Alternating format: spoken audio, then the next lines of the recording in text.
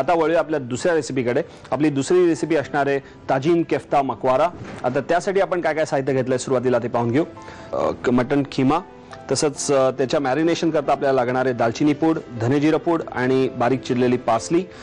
त्याच्या ग्रेव्हीसाठी आपल्याला लागणारे साहित्य बारीक चिरलेला कांदा, बारीक चिरलेला टोमॅटो, बारीक चिरलेले लसूण, बारीक चिरलेलं आलं, तसंच बारीक चिरलेली मोठी मिरची, मीठ, जिरं, काळी मिरी पूड आणि एक अंड आपल्याला लागेल जस्ट वरनं गार्निशिंग करता। सुरुवातीला आपण आधी कोफ्ते बनवून घ्यायचे। कोफ्ते बनवून घेण्याकरता हा जो मटन खिमा आहे तो मी या बोलमध्ये काढतो। ताजीन म्हटलं की तिकडची एक डिश असते, अशी त्रिकोणी टाईपची डिश असते, मातीचीच असते। तर आपल्याकडे मातीची डिश आहे। त्याचबरोबर आपल्याला केफ्ता म्हटलं की ऑब्व्हियसली कोफ्ता आणि मकवारा म्हणजे त्याची ग्रेव्ही। तर ताजीन केफ्ता मकवारा बनवण्याकरता आधी आपण मटन खिमा घेतलाय, त्याच्यामध्ये आपण घालूया ही धनेजिरा पूड। पूर्ण आफ्रिकेमध्ये आपल्याला बरेच भारतीय तिकडे स्थायिक झालेले दिसतात खूप वर्षापूर्वीपासून आणि त्यांनी आपली खाद्य संस्कृती तिकडे थोडीफार जोपासलेली आहे। तिकडे परोठे, नंतर पुऱ्या, बटाट्याची भाजी या सगळे पदार्थ तिकडे खूप मिळतात। पण ऑफकोर्स ही जी नॉर्थ आफ्रिकाचा जो भाग आहे तो थोडासा आणखीन सॉफिस्टिकेटेड आहे। तिकडे युरोपियन फूड कल्चरने जरा जास्त तिकडे प्रभाव घेतलेला आहे। याच्यामध्ये आपण घातलं थोडीशी दालचिनी पूड, धनेजिरा पूड आणि चॉप पार्सली। आता याच्यामध्ये आपल्याला घालायचं थोडंसं चवीला मीठ, बस, आणि आपण त्याच्यावरनं थोडंसं तेल घालूया म्हणजे ते जरा चांगले लुसलुशीत होतील कोफ्ते।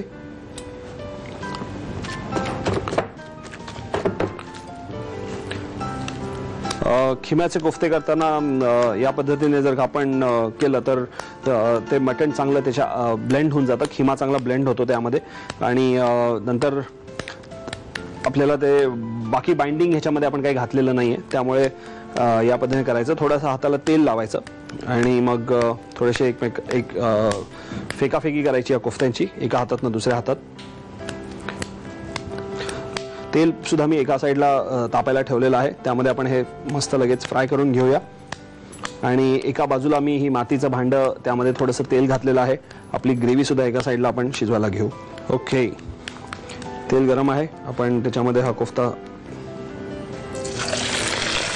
थोड्या वेळ आपण थांबूया कारण ते थोडेसे क्रिस्प होत, म्हणजे जेव्हा टाकल्यानंतर ते फ्राय होतात तेव्हा एकमेकांना चिटकू नये म्हणून आपण थोड्या वेळाने टाकूया म्हणजे एकमेकांना चिटकणार नाहीत ते।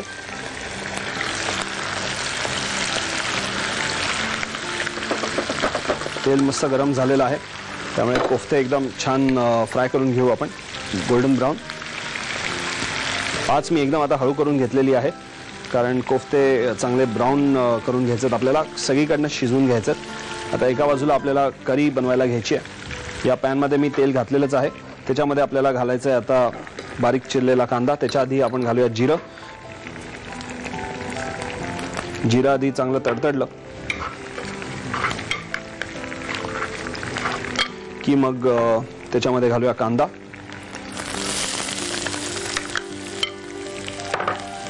कांदा आता चांगला ब्राऊन करायचा आणि त्याच्यामध्ये आपल्याला घालायचं आहे आलं आणि लसूण। कोफ्ते पण आपले झालेत, जो ब्राऊन झालेला आहे चांगला क्रिस्पी तो मी काढून घेतो।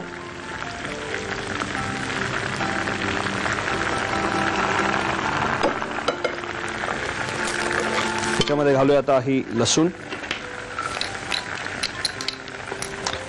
फ्लेवर्स खूप चांगल्या इंटेन्स असल्या पाहिजेत, खास करून लसणीच्या नंतर त्याची फ्लेवर चांगली त्या ग्रेव्हीला लागली पाहिजे। आता याच्यामध्ये घालूया थोडंसं आलं। आता ही जी मिरची मी वापरलेली आहे ती मिरची ऑब्व्हियसली तिकडे तिखट खायचं अजिबात प्रमाण नाही आहे, त्यामुळे तिकडे ती जी मोठ्या मिरच्या मिळतात, आपल्याकडे भावनगरी मिळतात तशा तिथल्या मोठ्या मिरच्या मिळतात त्या याच्यात वापरतात। तर ही मी भावनगरी मिरची वापरतोय, बारीक चिरून घेतलेली आहे। तिन्ही कोफ्ता आपले हे पण फ्राय झालेले आहेत चांगले, ते मी काढून घेतो। ओके, आता याच्यात घालूया आपण टोमॅटो। एकदम टिपिकल आपली ग्रेव्ही आपण जशी बनवतोय तशीच ही चालू ना असणार आहे, फक्त थोडीशी पातळ असणार आहे ही ग्रेव्ही, एकदम थिक ग्रेव्ही नसणार आहे कारण याच्यामध्ये दाट पाण्याचं कुठलंच साहित्य आपण घातलेलं नाही आहे दाटपणा येण्याकरता।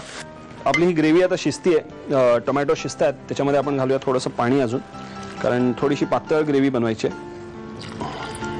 पाणी आपण टाकलेलं आहे. आता थोडीशी ही ग्रेव्ही उकळून दे, उकळायला आलेलीच आहे. आपण त्याच्यामध्ये घालूयात हे थोडंसं मीठ चवीकरता, नंतर थोडीशी काळी मिरी,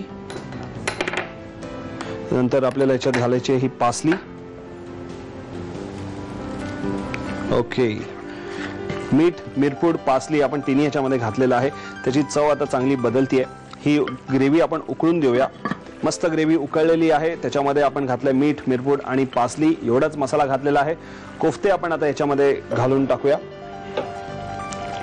ओके, एक 6 कोफ्ते आपले तयार झालेत. ते कोफ्ते याच्यामध्ये जरा शिजून देऊ, थोडेसे सॉफ्ट होतील ते. आणि आता याच्यामध्ये आपल्याला हे जे अंड आपण फोडलं होतं ते अंड आपण ह्याच्यामध्ये अलगद असं सोडून देऊ मध्ये, आणि अंड सुद्धा त्या ग्रेव्हीमध्ये शिजवूया स्ट्रेट अवे. थोडीशी अजून पासली वरून याचं गार्निश. एक 2 मिनटं अंड त्यामध्ये शिजतंय. कोफ्ते सुद्धा मस्त शिजलेले आहेत. एक 2 मिनटं आपल्याला हे लिड ठेवावं लागेल. आता ह्या डिशचं काय झालं आपण बघूया.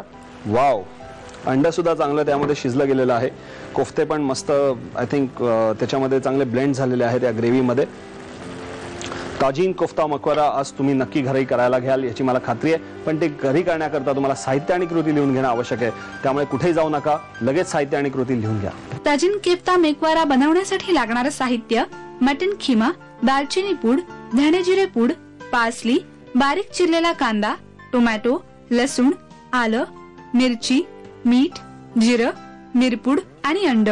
कृती: एका बाउल मध्ये मटन खिमा घेऊन त्यामध्ये धने जिरे पूड, दालचिनी पूड, पासली, मीठ आणि तेल घालून मिश्रण एकजीव करावं आणि त्याचे कोफ्ते करून खरपूस तळून घ्यावेत.